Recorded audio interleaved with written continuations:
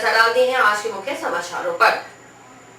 बागियों के बीच आए रामलला नगीना के समर्थन में रविंद्र अग्रदीप के पक्ष में राहुल चुनाव कार्यालय खुलने का दौर जारी, वार्डों में लगी है जिंदाबाद डीसीसी कार्यालय में कांग्रेस मुखिया नेहरू ने सपने को साकार करने का संकल्प, मैदान में डटे रही कि राजेंद्र वैद कांग्रेस छोड़ने का किया ऐलान। अब समाचार विस्तार से। नगर परिषद चुनाव को लेकर 61 अभ्यर्थियों ने अपना पर्चा वापस ले लिया है। शुक्रवार को नाम वापसी का आखिरी दिन था। रिटर्निंग अधिकारी डॉक्टर नरेंद्र कुमार तोरी ने बताया कि शुक्रवार को अभ्यर्थियों के नाम वापस लेने के बाद करीब 300 अभ्यर्थी चुनाव मैदान में रह गए हैं। शनिवार को चुनाव चिन्ह का आवंटन किया जाएगा। बागियों को मनाने में भाजपा के दिग्गज नेता दिन भर जुटे रहे। जल संसाधन मंत्री डॉक्टर रामप्रताप ने वार्ड नंबर 11 से बागी प्रत्याशी रविंद्र बावली को मना लिया और वहीं उनके पुत्र अमित साहू वार्ड नंबर 12 में बागी रामपाल जाटव को मनाने पहुंचे। नगर परिषद चुनाव के तहत प्रत्याशियों के चुनाव कार्यालय खुलने का सिलसिला जारी है। इस दौरान संबंधित प्रत्याशियों के समर्थन में जिंदाबाद के नारे सुनाई देने लगे हैं। वार्ड नंबर 40 में निवर्तमान पार्षद मनोहर लाल सिंधी की पत्नी नारायणी देवी भाजपा प्रत्याशी हैं। नारायणी देवी के चुनाव कार्यालय का उद्घाटन हुआ। इस मौके पर कई रोचक तथ्य नजर आए। मनोहर लाल ने खुद अपनी पत्नी के समर्थन में नारे लगाए। कुछ देर बाद उनके समर्थक मनोहर लाल के पक्ष में नारेबाजी करने लगे। वे भूल गए कि उम्मीदवार नारायणी देवी हैं, न कि मनोहर लाल। जब बात समझ में आई तो खुद मनोहर लाल सिंधी ने अपनी पत्नी की जीत को लेकर नारेबाजी शुरू की। इस दौरान वे जल संसाधन मंत्री डॉक्टर रामप्रताप के पक्ष में नारेबाजी करना नहीं भूले।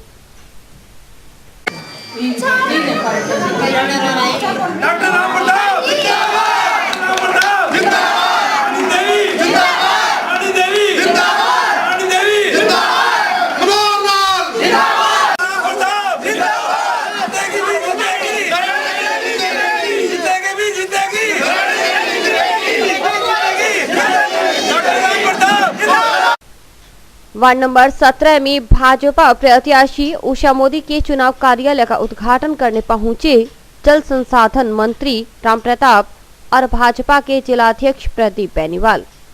उन्होंने उषा मोदी को विजयश्री का आशीर्वाद दिया।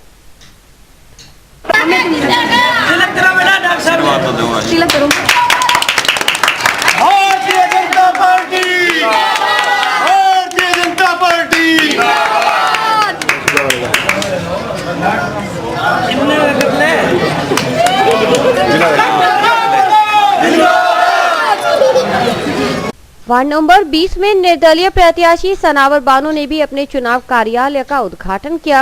इस मौके पर उनके समर्थक मौजूद थे।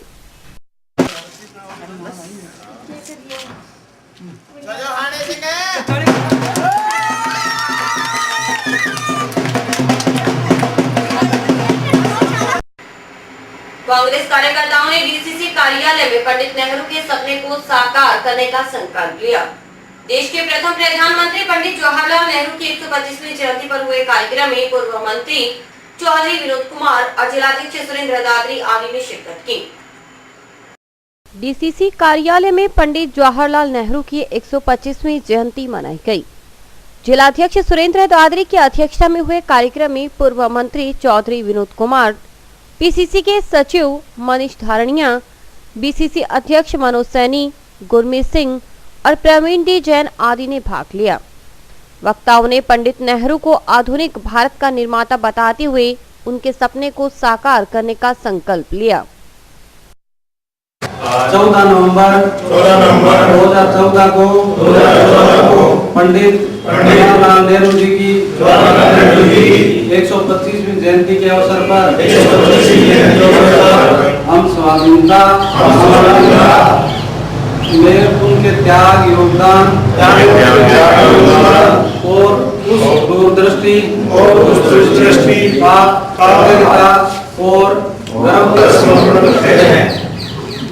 जिनसे प्रगतिशील धर्मनिरपेक्ष और आधुनिक भारत के निर्माण की बुनियाद रखी।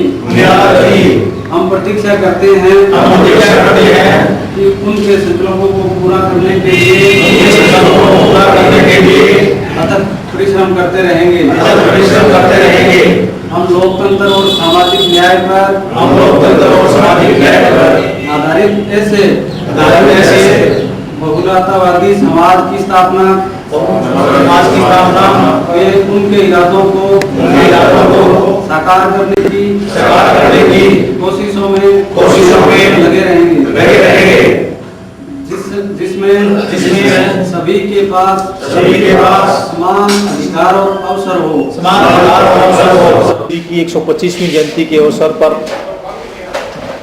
पूरे देश में और हर जिला मुख्यालय और ब्लॉक कांग्रेस कार्यालय पे बाल दिवस के रूप में मनाते हुए हमने विभिन्न कार्यक्रम आयोजित किए और पुष्पांजलि कार्यक्रम भी आयोजित किए।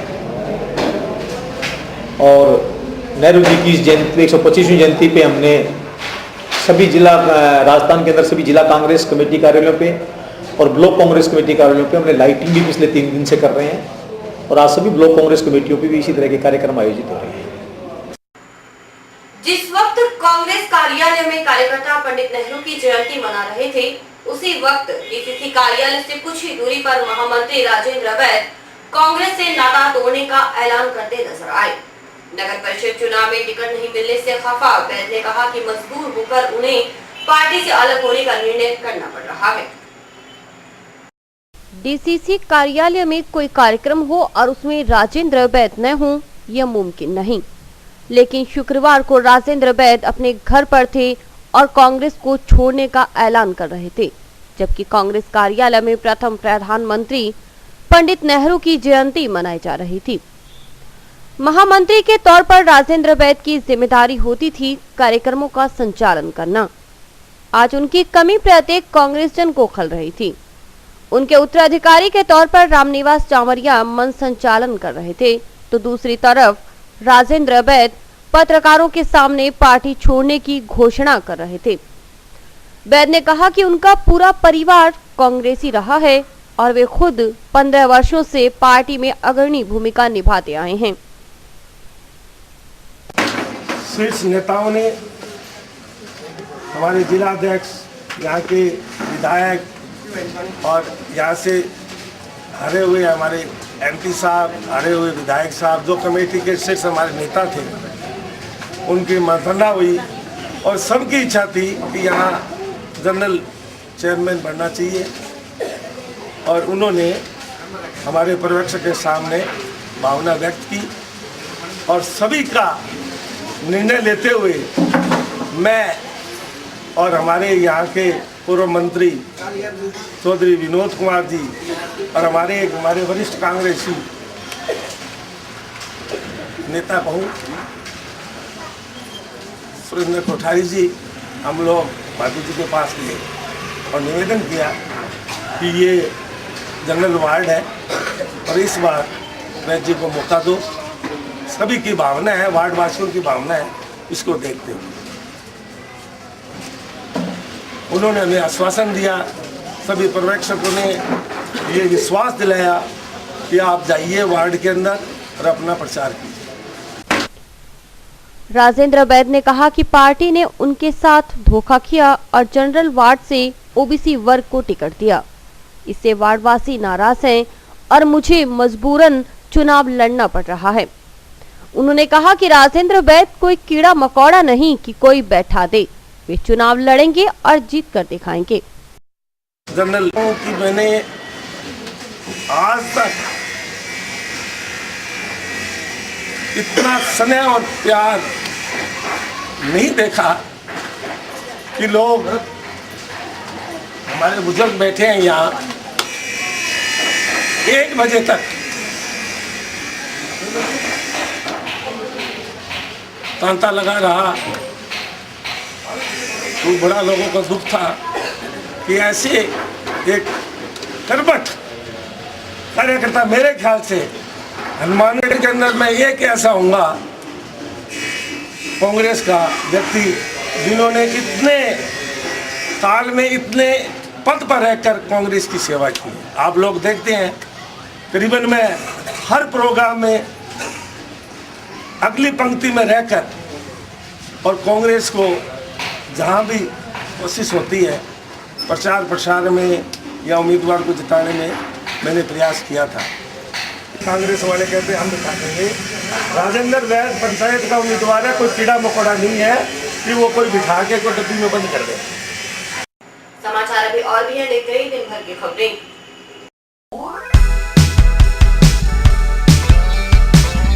मीत कलेक्शन, एक complete gents wear showroom.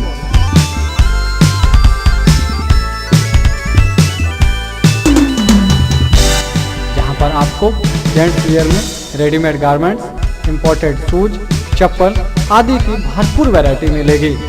Variety ऐसी जो आपको देखते ही मन भा जाए, रेट ऐसे जो आपको पसंद आ जाए। यदि आप कम कीमत में अच्छी वैरायटी खरीदना चाहते हैं तो तुरंत संपर्क करें। हमारा पता है मीत कलेक्शन, खोसा कॉम्प्लेक्स, नज़दीक श्री राम मार्केट, हनुमानगढ़ जंक्शन।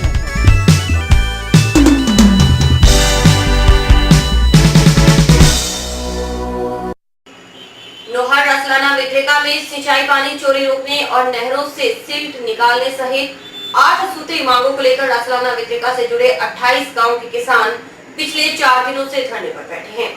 रसलाना विद्रेका में सिंचाई पानी चोरी से अंतिम छोर पर किसानों को पानी नहीं मिल रहा, जिससे किसान उजड़ने की कगार पर हैं।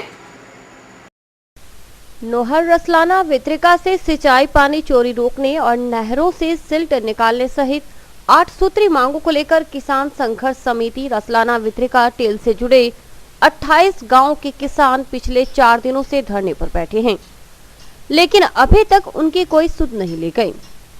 आलम यह है कि सरकार द्वारा करोड़ों रुपए खर्च कर कुछ माह पूर्व ही रसलाना विद्रेका और सिद्धमुख नहर से अतिक्रमण हटाने का अभियान भी बेअसर है। यहां अब भी बड़े पैमाने पर सिंचाई पानी की चोरी बदस्तूर जारी है। ऐसे में नहर के अंतिम छोर का किसान बिना सिंचाई के उजड़ने की कगार पर पहुंच चुका है। पूर्व में पानी में लगी आग से जली वसुंधरा राजे ने इस बार सत्ता में आते ही किसानों की समस्या को प्राथमिकता दी। यही कारण था कि नोहर भादरा क्षेत्र में लंबे समय से चली आ रही सिंचाई पानी की चोरी पर अंकुश लगाने के लिए मुहिम चलाई गई। इसमें जिला कलेक्टर से लेकर पटवारी तक को लगाया गया। करोड़ों रुपए खर्च कर नहर की परिधि में हुए अतिक्रमणों को हटाया गया। इस दौरान सामने आया कि इस क्षेत्र में पानी माफिया किस कदर हावी है। आलम यह था कि हरियाणा के किसान राजस्थान से पानी चोरी कर वापस हरियाणा ले जा रहे थे। कई किलोमीटर दूर तक पाइपों की सहायता से पानी चोरी किया जा रहा था। इससे राजस्थान के किसानों को उनके हिस्से का पानी आज तक नहीं मिल सका। करीब 1 माह तक चले अभियान के बाद भी महज एक बार ही रसलाना विद्रेका की टेल तक पानी पहुंच पाया। अब समस्या जस की तस बनी हुई है। इससे आक्रोशित किसान अब आर पार की लड़ाई के मूड में हैं। किसान भादरा और हरियाणा क्षेत्र में हो रहे पानी चोरी के विरुद्ध खुद मोर्चा संभाल रहे हैं। ऐसे में किसानों के आपसी टकराव की स्थिति पैदा हो गई है, लेकिन इसको लेकर न तो प्रशासन गंभीर है और न ही सरकार। इससे किसानों का गुस्सा और भी बढ़ता जा रहा है। आक्रोशित किसानों ने शुक्रवार को महापंचायत कर आर पार की लड़ाई का ऐलान किया है। किसानों के बुलावे पर विधायक अभिषेक मटोरिया भी धरना स्थल पर पहुंचे। उन्होंने किसानों से समझाइश की। किसानों ने विधायक से सिल्ट निकालने के लिए स्वीकृत हुए 2 करोड़ रुपए की वित्तीय स्वीकृति जारी करवाने और नहरी पानी चोरी पर प्रभावी अंकुश लगाने की बात कही। इस बात पर विधायक ने मौके पर ही डॉक्टर राम प्रताप से बात कर किसानों की समस्या से अवगत करवाया। डॉक्टर राम प्रताप ने विधायक को आश्वस्त किया कि किसानों के हितों की अनदेखी नहीं होने दी जाएगी। विधायक अभिषेक मटोरिया ने बताया कि सिल्ट निकालने के लिए जारी 2 करोड़ रुपए की प्रशासनिक स्वीकृति जारी हो चुकी है, मगर वित्तीय स्वीकृति जारी नहीं हुई है। वित्तीय स्वीकृति जारी करवाने के लिए शीघ्र ही जयपुर जाकर सिंचाई मंत्री व विभाग के उच्च अधिकारियों से मिला जाएगा। महापंचायत में निर्णय किया गया कि अगर समय रहते मांगे नहीं मानी गई तो समस्त 28 गांव के किसान पंचायत चुनावों का बहिष्कार करेंगे। महापंचायत में भारी संख्या में किसान उपस्थित थे। महापंचायत की अध्यक्षता समिति के अध्यक्ष कृष्णा सहारण ने की। इस अवसर पर संबोधित करते हुए वक्ताओं ने कहा कि टास्क फोर्स का गठन होने के बाद भी सिंचाई पानी चोरी पर अंकुश नहीं लग रहा है, जिस कारण किसानों में रोष है। उन्होंने कहा कि अधिकारियों की मिलीभगत से बड़े पैमाने पर पानी चोरी हो रही है। तेल के किसान बूंद बूंद को तरस रहे हैं। जिला कलेक्टर की ओर से गठित टास्क फोर्स सिर्फ कागजों में सिमट कर रह गई है।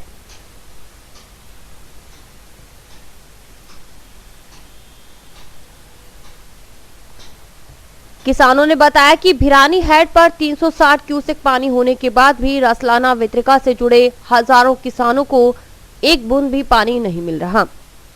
किसान पूरी तरह से हताश और निराश है। किसानों ने बताया कि उन्होंने कई बार स्वयं के स्तर पर पानी चोरी रोकने का प्रयास किया, मगर पानी चोरी करने वाले लड़ाई झगड़े पर उतारू हो जाते हैं। उन्होंने बताया कि इसके अलावा सिल्ट निकालने के लिए बजट की घोषणा होने के बाद भी सिल्ट नहीं निकलवाई जा रही। पहले तो गुवार की बाजरी मोटा मुंह फसल खत्म हो गई सारी, बे पानी आई कोन कते है बे बाद में ई मान लो के कणक की बिजाई करा, सरसों की बिजाई करा, वो पानी कोई सांझ को नहीं आयो, कोई मरगन थोड़ा पानी को नहीं आयो। सब साल तो नहर आई जिंदगी चले, बीच में एक थोड़ा बहुत आयो पानी, के बाद में कोई पानी आने संभावना ही कोनी। ये दड़ा खोदा पड़ा मैं मां और कोई काम ही बात को नहीं मारे की काम ही को नहीं मारे। मारे तो जगह रोक के और खराब कर दिया, राह खराब कर दिया और जमीन रोक दी, की काम ही बात को नहीं मारे। एमपी चुनाव अब तक जगह 4 महीना लेट हुए, बिल्कुल भी लेट ना मैं स्वीकार करा, मैं स्वीकार करूं। और बोलो चीजें बाद में थे आ जाओ, आप बैठ के बात कर लेंगे। इतना तेरा 2 करोड़ रुपया तू प्रयास करे, मैं भी सागा हूँ आज है वेल एंड गुड है, नहीं तो भी 2 करोड़ का सागा सागा तेरी जी की सिद्धमुख नहर की देखनी है, स्थिति देखनी है। और पानी चोरी पर क्या अपन कानूनी अंकुश लगाना है। बादराम के गड़बड़ होने ला रही है, हरियाणा के गड़बड़ करे, मैं हरियाणा तक तेरी बात करूंगा, तेरी वकालत करूंगा। 10, 15, 20 दिन की बात है, मेरा चुनाव खत्म होया, इन्ना मेरो दफ्तर जचियो और तू आ ना सोची बिंगो काम कोई रास्ता खुलवानो, कोई चकबंदी आपने बेल्ट की कोई काम कर सी बात तहसील खुल की बटे वो काम चल रहा है। जिला कलेक्टर पीसी किशन की पहल अब असर दिखाने लगी है। स्लम एरिया के बच्चे शतरंज के बाद अब सांस्कृतिक कार्यक्रमों की तरफ रुझान दिखाने लगे हैं। इसी परिप्रेक्ष्य में विभिन्न लाइब्रेरी में बच्चे अब अलग अलग सांस्कृतिक कार्यक्रम कर प्रतियोगिताओं में जोर आजमाइश कर रहे हैं। ये बच्चे हैं ITI बस्ती के, सबके सब आम परिवार से ताल्लुक रखते हैं। ITI बस्ती में संचालित हो रहा है sir Albert Einstein library and reading room. ये बच्चे इस रीडिंग रूम में न सिर्फ पढ़ने आते हैं, बल्कि पुस्तकालय का संचालन भी इन्हीं के जिम्मे है। पहले तो कलेक्टर पीसी किशन ने उन्हें शतरंज की विसार से अवगत करवाया, फिर सांस्कृतिक कार्यक्रमों की तरफ ध्यान आकर्षित किया। लिहाजा बच्चे अब ITI बस्ती स्थित लाइब्रेरी में सांस्कृतिक कार्यक्रम की तैयारी कर रहे हैं।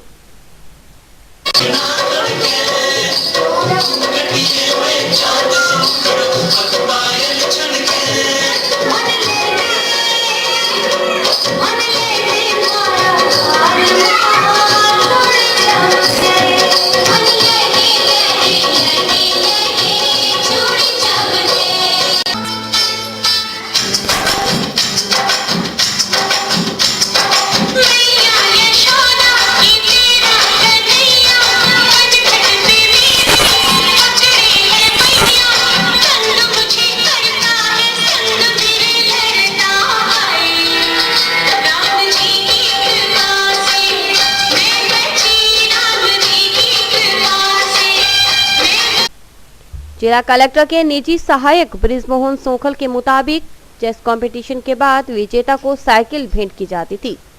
अब सांस्कृतिक कार्यक्रमों में अव्वल बच्चों को पुरस्कृत करने का कार्यक्रम चल रहा है। सभी लाइब्रेरियों में जो जिला कलेक्टर महोदय द्वारा स्थापित की गई है, उसमें सर्वप्रथम हमने चेस का प्रोग्राम, शतरंज का प्रोग्राम रखा था और सभी लाइब्रेरियों में एक एक साइकिल जो जीतने वाला था उसको दी गई है। इसके बाद जो नेक्स्ट स्टेप में हमने जो प्रोग्राम रखा है वो है सांस्कृतिक कार्यक्रम। सांस्कृतिक कार्यक्रम के अंतर्गत सभी लाइब्रेरियों में करीब करीब कार्यक्रम हो चुके हैं। जो 2 लाइब्रेरियां हैं ITI बस्ती में अभी शनिवार को कार्यक्रम होने वाला है, उसी की तैयारियों के तहत बच्चे अभी तैयारियां कर रहे हैं। जो 6 लाइब्रेरियां हैं उसमें क्रमशः हर एक लाइब्रेरी से 2 या 3 प्रोग्राम बच्चे प्रस्तुत करेंगे। और ये जो प्रोग्राम है वो लाइब्रेरियों का, इसी लाइब्रेरी में पढ़ने आने वाले बच्चे जो स्लम एरिया के बच्चे हैं वो प्रोग्राम प्रस्तुति दे रहे हैं। और इसके तहत जो 7 अन्य लाइब्रेरियां हैं, अल्बर्ट आइंस्टाइन और बिहारी बस्ती, भट्टा बस्ती, खुंजा लाइब्रेरी के तहत जो जितने भी बच्चे हैं सबके यहाँ कार्यक्रम कराया जा चुका है। सर्वप्रथम जो कार्यक्रम में हम ध्यान देते हैं उसी लाइब्रेरी के जो बच्चे हैं उसी को हम प्रमोट करते हुए उन बच्चों की तैयारियां कराते हैं और बच्चे खुद प्रोग्राम तैयार करते हैं और प्रस्तुत करते हैं। शनिवार को यहाँ पर मुख्य कार्यक्रम है जिसकी तैयारी बच्चे कर रहे हैं। उद्देश्य यही है कि बच्चों में खेल खेल की भावना में पढ़ाई हो, किसी तरह की बच्चों में टेंशन नहीं हो कि हम पढ़ें। हम ये चाहते हैं कि बच्चे खेलें, खेल के साथ साथ सांस्कृतिक प्रोग्राम में उतना ही भाग लें। उसी तरह शतरंज में बच्चों का मानसिक विकास हो। और किसी तरह की बच्चों को जैसे स्कूल में टेंशन होती है, स्कूल में जाने पर बच्चों को ये होता है कि भाई पढ़ाई करनी है, यहाँ खुला माहौल है, बच्चे खुश रहते हैं, पढ़ते हैं, खेलते हैं, कूदते हैं। पिछले 2 वर्षों से भादरा से डाबड़ी और नोहर से रावसर तक जर्जर सड़क के पुनर्निर्माण को लेकर माकपा किसान सभा और एसएफआई के कार्यकर्ता मांग कर रहे हैं। रोष स्वरूप माकपा किसान सभा और एसएफआई ने हिसार तिराहे पर 2 घंटे तक जाम रखा। जाम की सूचना मिलते ही उपखंड अधिकारी नरेंद्र सिंह, भादरा व भिरानी पुलिस जाब्ते के साथ मौके पर पहुंची और समझाइश कर जाम खुलवाया। माकपा नेता बलवान पूनिया ने इस मौके पर ज्ञापन सौंपते हुए सड़क का निर्माण शीघ्र करवाने की मांग की। एसडीएम ने 1 जनवरी तक सड़क के निर्माण कार्य का भरोसा दिलाया। इससे पूर्व सभा को संबोधित करते हुए कामरेड बलवान पूनिया ने कहा कि सत्ता के चमचों ने सड़क के निर्माण का नाटक कर जनता को गुमराह करने का प्रयास किया, जबकि इस सड़क के लिए अभी तक ठेकेदार को राशि उपलब्ध नहीं हुई है। पूनिया ने 22 दिसंबर तक सड़क प्रारंभ नहीं होने पर सभी सड़कों पर जाम लगाने और उपखंड कार्यालय के घेराव की घोषणा की। ज्ञात रहे, भादरा से हरियाणा बॉर्डर तक 28 किलोमीटर सड़क काफी समय से जर्जर हालत में है और इसी से परेशान होकर राजस्थान परिवहन निगम तो पिछले 6 माह पूर्व ही इस मार्ग पर बसों का संचालन बंद कर चुका है। लेकिन 1 माह पूर्व हरियाणा परिवहन निगम और निजी बस ऑपरेटरों ने भी इस मार्ग पर हिसार के लिए अपनी सेवा बंद कर दी। अब इस क्षेत्र के लोग निजी साधनों अथवा टेम्पो व जीपों से भादरा आते जाते हैं। ज्ञात रहे, राजस्थान की तत्कालीन कांग्रेस सरकार ने रावसर मेगा हाईवे से भादरा के हरियाणा बॉर्डर तक 117.4 किलोमीटर जर्जर सड़क का निर्माण कार्य रिडकोर कंपनी को मई 2012 में सौंपा था।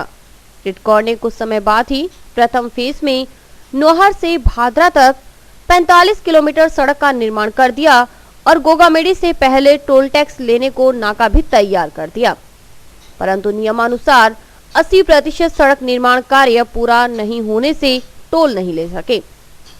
रिडकोर को इसका निर्माण 1 वर्ष में पूरा कराना था, परंतु पिछले लगभग 2 वर्षों से पैसे के अभाव में रिडकोर इसका निर्माण 50% भी पूरा नहीं करवा सका।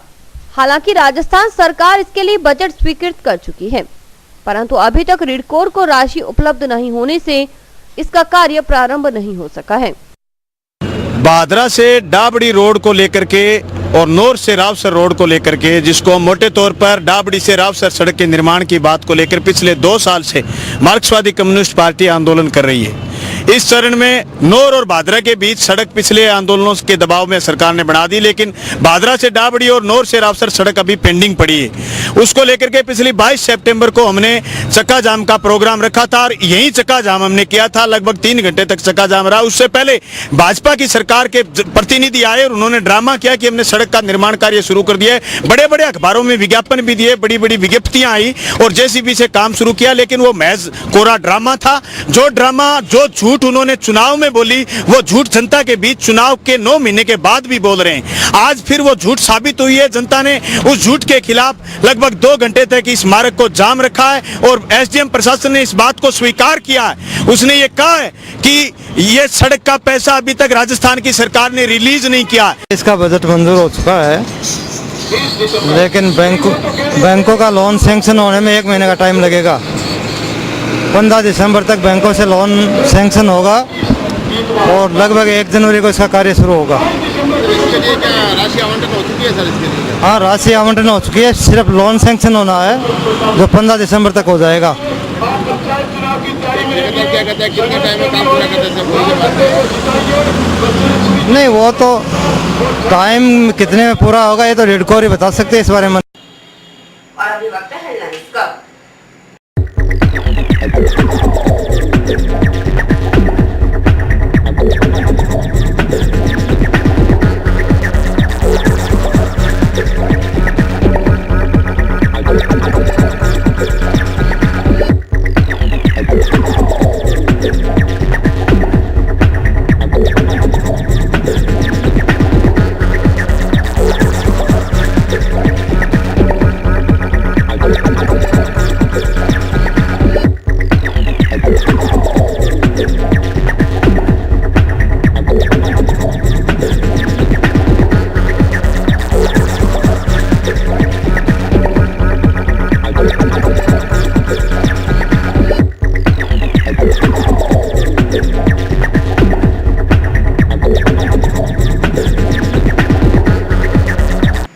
आरटीई कानून की पालना सुनिश्चित करने के लिए प्राइवेट स्कूलों संस्था प्रधानों की 1 दिवसीय प्रशिक्षण शिविर लगाया गया। इसमें ब्लॉक शिक्षा अधिकारी तेजस सिंह गधराना आदि ने भाग लिया। इस मौके पर निःशुल्क शिक्षा अर्जित करने वाले बच्चों के लिए निर्धारित नियमों पर खूब मंथन हुआ। आरटीई कानून की पालना के लिए प्राइवेट स्कूलों के संस्था प्रधानों का 1 दिवसीय प्रशिक्षण शिविर लगाया गया। ब्लॉक शिक्षा अधिकारी तेजस सिंह गधराना, निजी स्वयंसेवी शिक्षण संस्था संघ के जिला अध्यक्ष सुरेश शर्मा आदि ने भाग लिया। वक्ताओं ने नियमों पर मंथन किया और इसकी जटिलता दूर करने की आवश्यकता जताई। ये हालत है सर। तो एससी का यदि कोई बच्चा आय के आधार पर ले रहा है 2.5 लाख पे, फिर उसको एससी के सर्टिफिकेट की कहीं आवश्यकता नहीं रहती है। ये सर क्लियर कर ले। कॉलेज में एडमिशन लेता है बच्चा, अगर वो एससी है, एससी का सर्टिफिकेट लगाया है तो उसको सारी सुविधाएं मिलती हैं।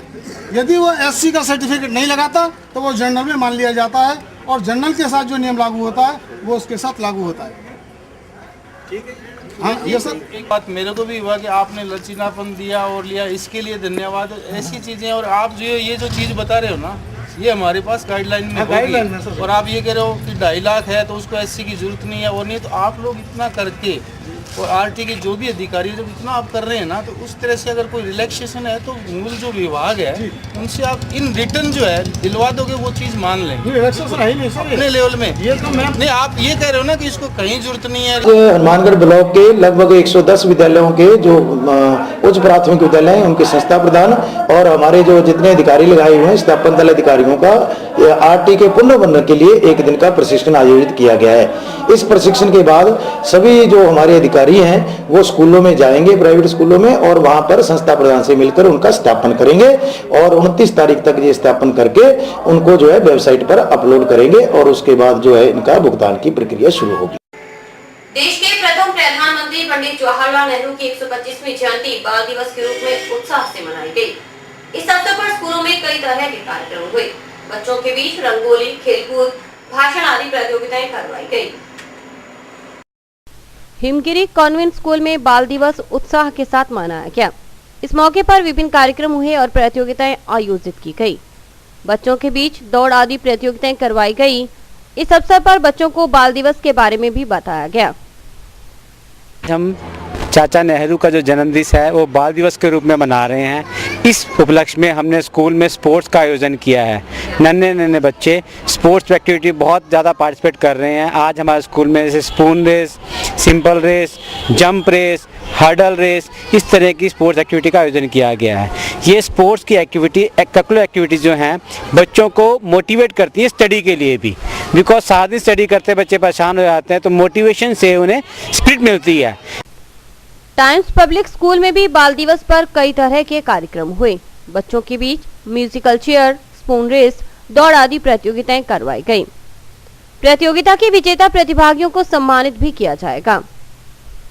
आज 14 नवंबर बाल दिवस के अवसर पर टाइम्स पब्लिक स्कूल जंक्शन में हमने बच्चों की खेल कूद प्रतियोगिताएं रखी है, जिसमें विभिन्न प्रकार की प्रतियोगिताओं में बच्चों ने उत्साह से भाग लिया। सारे स्टाफ का सराहनीय योगदान रहा और ऐसी प्रतियोगिताएं समय समय पर होती रही, जिससे बच्चों में सर्वांगीण विकास और डेवलपमेंट हो, थ्रू आउट ऑलराउंड डेवलपमेंट हो उनका, और भविष्य में भी ऐसी प्रतियोगिताएं करवाते रहेंगे। और विजेता जो छात्र छात्राएं हैं हमारी, जो उनको एनुअल फंक्शन में सम्मानित करें। जंक्शन स्थित Pulkit angels model senior secondary school में बाल दिवस उत्साह के साथ मनाया गया। इस अवसर पर सामान्य ज्ञान, निबंध, हौसलों की उड़ान, रंगोली, क्रिकेट और भाषण प्रतियोगिताएं करवाई गईं। छात्राओं ने कन्या भ्रूण हत्या, बाल विवाह, विष्णु चक्र और हौसलों की उड़ान रंगोली बनाकर संदेश दिया। भाषण प्रतियोगिता में बच्चों ने जवाहरलाल नेहरू की जीवनी को लेकर और आज के समय में उनके आदर्शों के बारे में विस्तार से बताया। थॉमस नाम का, और उसने मतलब कि वो 12th में था और वो मुझे इंटेलिजेंट था। तो क्या हुआ कि जब उसके 12th के पेपर हुए तो वो कहता कि वो सारे कहते भी बताओ भी जो मतलब तेरे जो पापा है वो देखो क्या दिलाएंगे, हमारे पापा तो हमें कार दिला रहे हैं, बाइक दिला रहे हैं, मोबाइल दिला रहे हैं, तू बता तेरे को क्या दिलाएंगे। तो वो कहते हैं कि मैं भी अपने पापा को कहूँगा कि वो मुझे कार दिलाएं। तो वो जाता है और अपने पापा को कहता है कि पापा आप मुझे कार दिलाइएगा। तो उसके पापा कहते हैं चलो ठीक है, अगर तू अच्छी मार्क्स आए तो मैं तेरे को कार दिलाऊंगा। उसके बाद क्या होता है कि पेपर हो जाते हैं और उसका मतलब अच्छे मार्क्स से उसके पास होता है। तो उसके पापा क्या करते हैं कि जब उसकी गिफ्ट देने की बारी आती है तो जो बुक होती है उसके अंदर चाबी रख देते हैं और उसको बुक गिफ्ट करते हैं। देश के प्रथम प्रधानमंत्री पंडित जवाहरलाल नेहरू की 125वीं जयंती बाल दिवस के रूप में मनाई गई। ज्ञानदान ग्लोबल स्कूल में विभिन्न कार्यक्रम हुए। बच्चों ने कार्यक्रम का पूरा लुत्फ उठाया। ज्ञानदान ग्लोबल स्कूल में मनाया गया बाल दिवस। इस मौके पर विभिन्न कार्यक्रम हुए और प्रतियोगिताएं आयोजित की गई। बच्चे भी एंजॉय करने में पीछे नहीं रहे। उन्होंने कार्यक्रमों का भरपूर लुत्फ उठाया। चेयर दौड़, जलेबी खाओ प्रतियोगिता को लेकर बच्चे उत्साहित नजर आए।